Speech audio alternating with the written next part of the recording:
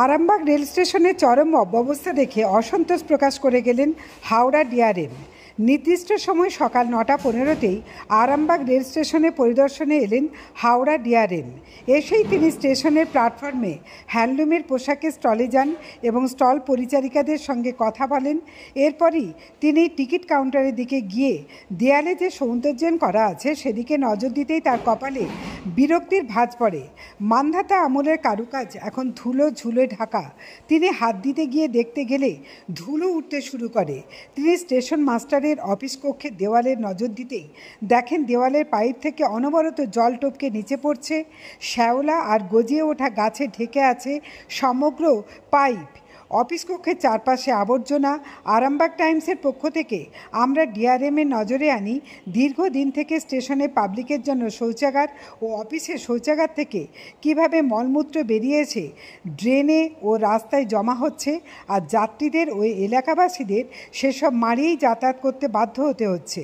DRM সমস্ত বিষয়ে অত্যন্ত গুরুত্ব দিয়ে পর্যবেক্ষণ করে তীব্র অসন্তোষ প্রকাশ করেন এবং অন স্পট তিনি বিভাগীয় দায়িত্বপ্রাপ্ত অফিসারকে আদেশ দেন যত দ্রুত গতিতে সম্ভব সমস্ত বিষয়ে পদক্ষেপ নিতে এবং আরামবাগ রেল স্টেশনকে পরিষ্কার পরিচ্ছন্ন রাখতে।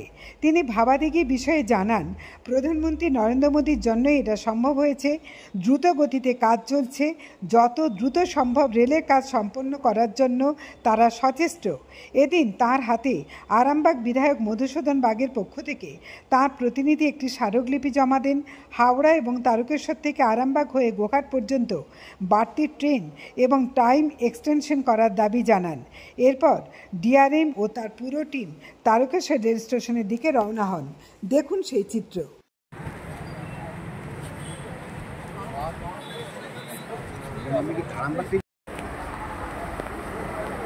ঘড়িতে এখন 10:07। নির্ধারিত সময় 9:15। ডিআরএম এসেছেন আরামবাগ প্রফুল্লচন্দ্র সেন রেল স্টেশন পরিদর্শন করতে।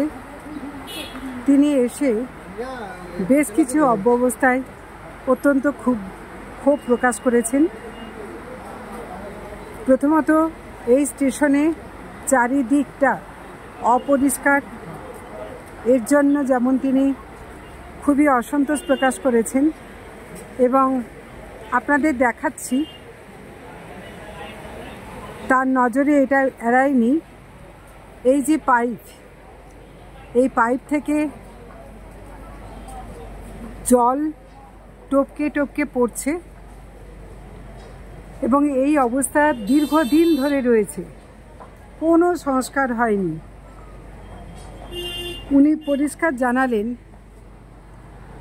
কোনো ব্যক্তি তারা তাদের নিজেদের বাড়িকে যেমন পরিষ্কার পরিচ্ছন্ন রাখে, একইভাবে এই স্টেশনে যখন তারা ডিউটি করছেন তখন এই স্টেশনও তাদের বাড়ি বলে মনে করতে হবে এবং সেটাকে পরিষ্কার পরিচ্ছন্ন রাখতে হবে।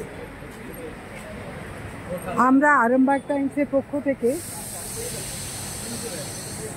পরিষ্কার জানিয়েছিলাম যে ওনারা বারবার এই জায়গাটা দেখছেন।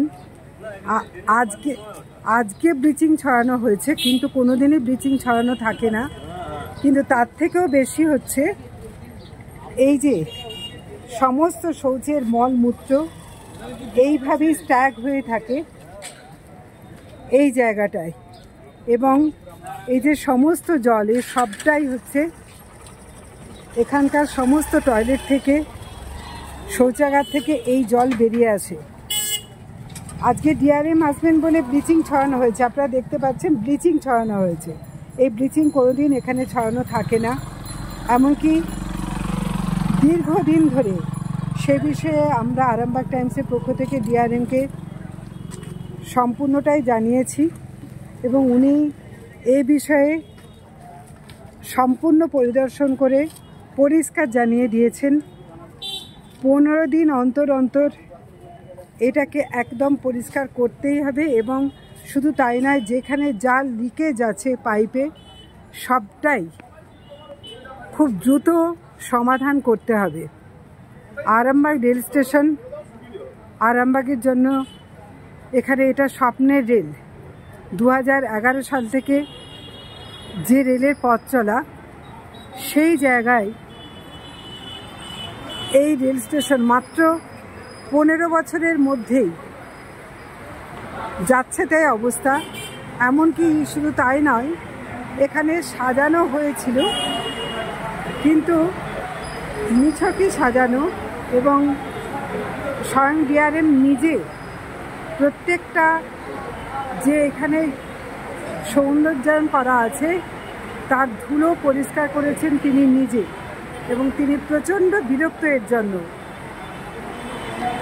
যে একটা সৌন্দর্যায়ন কিভাবে এত অযত্নে অবহেলায় পড়ে থাকে। আপনারা দেখতেই পাচ্ছেন ডিআরএম পরিদর্শন করে যাচ্ছেন, এবং এখানে আমরাও যে খুব আশাবাদী তা নয়, হয়তো উনি চলে গেলেন আবার যে সেই অবস্থায় হবে।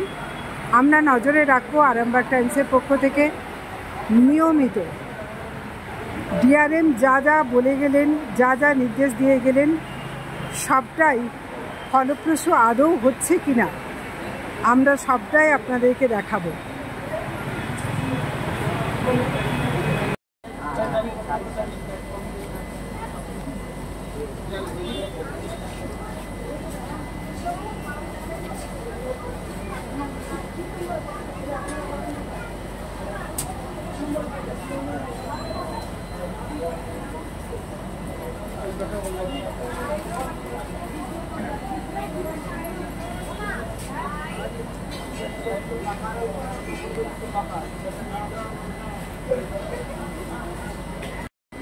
ভাই, আপনারা তো এখানকার মাধ্যমেই ট্রেনে যাতায়াত করেন আরামবাগ রেল স্টেশন থেকে। আজকে ডিআরএম পরিদর্শনে এসেছেন, আপনার কি মনে হয়? আমি এখানে কিছু কথা বলতে পারি, সেটা হচ্ছে এক হচ্ছে পানীয় জলের ব্যবস্থাটা। পানীয় জলের ব্যবস্থা করা রয়েছে, কিন্তু সেটা মাঝে মধ্যেই দেখা যায় যে পানীয় জল থেকে অযথা জল পড়ছে, জল নষ্ট হচ্ছে। তো সেই দিকে একটু যদি নজরদারি রাখা হয়, সেই দিকটা একটু দেখলে খুব ভালো হয়। আর একটা হচ্ছে যেমন ছাউনি রয়েছে অনেক জায়গায়, কিন্তু অনেক জায়গায় সেটস নাই। সেই জায়গায় যদি সেটস করে দেওয়া যায় সেক্ষেত্রে অনেক সুবিধা হয়।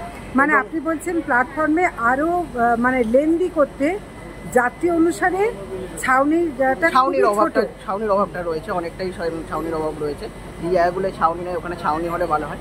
এক্সট্রা যদি আর একটা যদি বাথরুমের ব্যবস্থা করে দেওয়া যায় সেক্ষেত্রে অনেক সুবিধা হবে।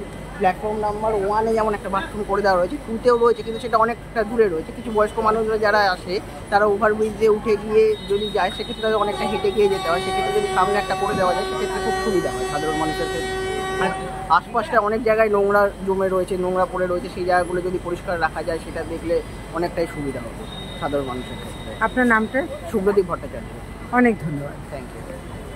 আপনার উজ্জ্বল ভবিষ্যতের একমাত্র দিশারি জ্যোতিষ জগতে অদ্বিতীয় ডক্টর অঞ্জন শাস্ত্রী। দেখুন জ্যোতিষ অঙ্গনে অঞ্জন প্রতি রবিবার ঠিক রাত 12টায় শুধুমাত্র TV9 বাংলায়।